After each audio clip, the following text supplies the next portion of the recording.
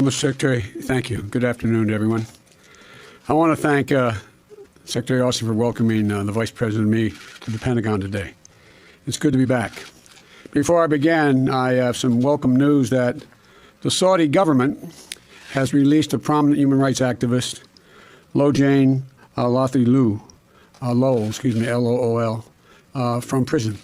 She was a powerful advocate for women's rights, and releasing her was the right thing to do. It's been a busy day. Earlier, I announced steps we've taken to impose cost on those responsible for the military coup in Burma. And I've just concluded a briefing with the civilian and military leadership where I laid out my national security priorities, and I want to share the message directly with the Department of Defense staff all around the world.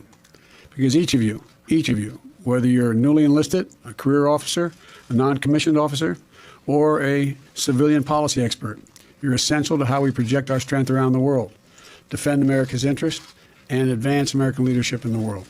So often, our armed forces and the Department of Defense staff are how the rest of the world encounters America. And you all know as well as anyone that our country is safer and stronger when we lead not just with the example of our power, but with the power of our example. As your Commander-in-Chief, I will never hesitate to use force to defend the vital interests of America, the American people, and our allies around the world when necessary. The central, indispensable mission of the Department of Defense is to deter aggression from our enemies, and if required, to fight and win wars to keep America safe. But I believe force should be a tool of last resort, not first. I understand the full weight of what it means to ask young, proud Americans to stand in the breach. As was referenced by the Secretary, my son Bo served in Iraq for a year. I'm the first president in 40 years, I'm told, who had a son or daughter who served in a war zone. So I know what it's like being Commander-in-Chief is an enormous responsibility and one that I will never take lightly or easily. I will work with Secretary Austin and leaders around the world to bring responsible end to wars that have dragged on for far too long, while continuing to ensure that terrorist threats cannot endanger the security of the American people. I also know that you are essential to the work of our diplomacy, not only as the ultimate guarantor of our security, but as diplomats yourselves. I got to know Secretary Austin when he was serving as commander of U.S. forces in Iraq. It wasn't just his excellent military leadership of the many times I met him there and his strategy. He was a consummate diplomat as well. He worked closely with our ambassador to build relationships with both civilian and military leaders of our coalition partners. Because we are better able to project our power when we're amplifying our strength through our alliances, it was so important.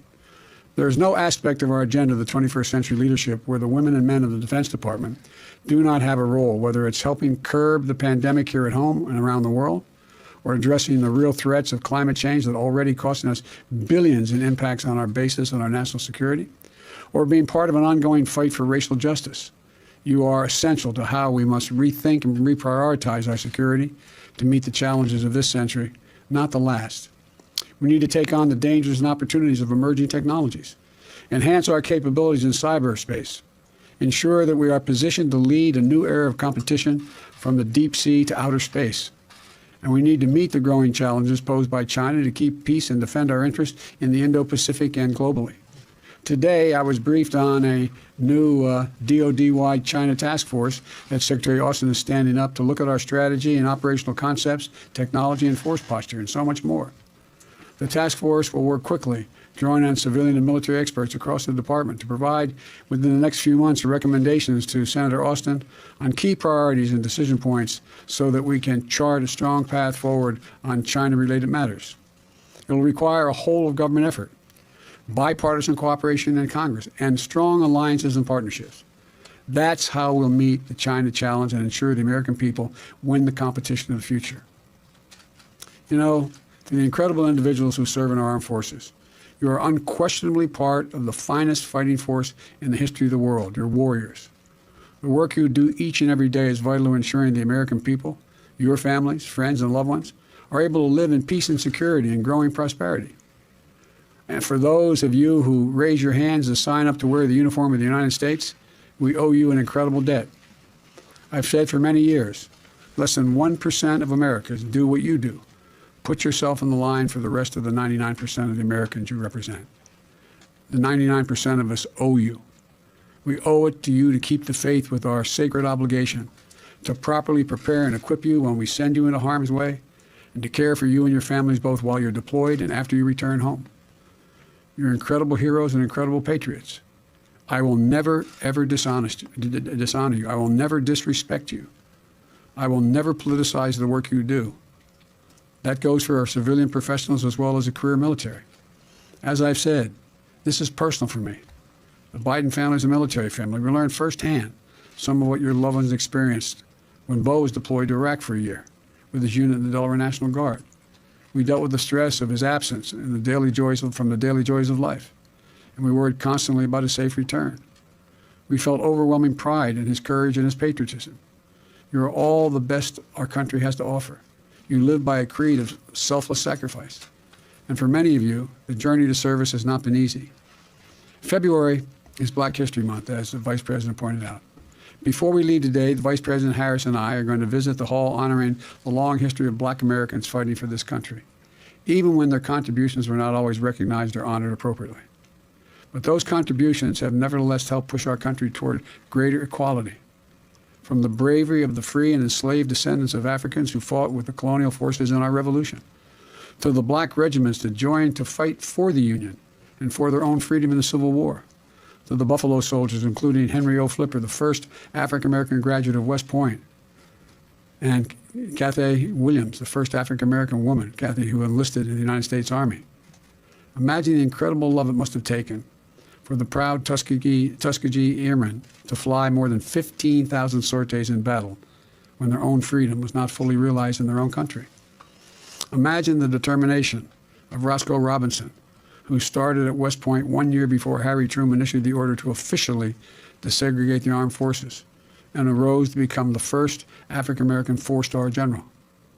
Imagine the bravery of the 22 African Americans awarded the Medal of Honor for their service in the Vietnam War while struggling for civil rights at home was continuing. It's all part of a long history of barrier-breaking service. Right now, more than 40% of our active duty forces are people of color. And it's long past time that the full diversity and full strength of our forces reflected at every level in this department, including our Secretary of Defense. This organization thrives and succeeds because of our people. So the final point I'd like to make today is to give you my personal commitment that this administration, from myself and the Vice President Harris to Secretary Austin on down, is dedicated to ensuring that every single person is treated with dignity and respect. That's why we moved so quickly to overturn the discriminatory ban on transgender service, and why General Austin's first memo was the directive to take a sexual assault in the military seriously. Every single person, no matter their gender identity, sexual orientation, race, or religious background, deserves to feel safe in the ranks and to have their contributions valued. It's on all of us to stand up, to speak out when you see someone being abused. This is an organization that has defeated American enemies on land, sea, and air, and been defined by the way we treat others. So I know this is not beyond us. Not if each of us makes this a priority as well. So thank you for welcoming us, Secretary Austin. It's good to be back in the Pentagon. I wish I could meet more of you in person today, but I look forward to spending more time with you and all the places you serve around the world. I know this is the honor of my lifetime. The honor of my lifetime is to serve as your Commander-in-Chief. So thank you for what you do for this country. May God bless you and protect you, and may God protect our troops deployed around the world. Every single one of you. Thank you, thank you, thank you.